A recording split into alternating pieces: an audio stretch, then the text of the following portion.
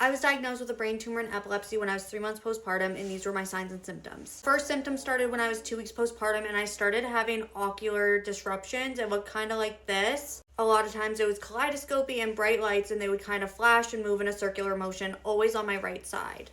These were increasing with stress levels in both time and length of how long they would last. I thought they were ocular migraines, but they were not. They were actually partial seizures. On October 18th, I had a grand mal seizure. I was unconscious. I was brought to the hospital. They did a CT scan, and that is where they found the tumor and also diagnosed me with epilepsy.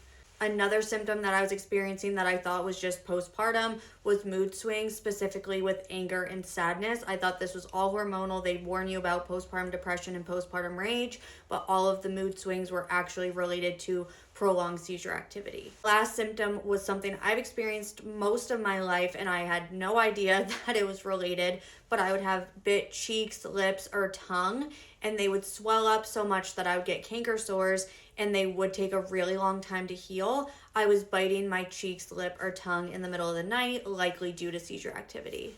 I share this information not to scare anyone, but to raise awareness because these signs and symptoms I chalked up to being hormonal, postpartum, or I didn't even think of them. Also share because when I was diagnosed, I tried to find any content creator who had gone through something similar. It felt like I'd been thrown into a Grey's Anatomy episode and I had no idea what to expect. So I share my story for transparency in case someone ends up in a situation like this. I hope you don't, but just in case you do, please know you're not alone.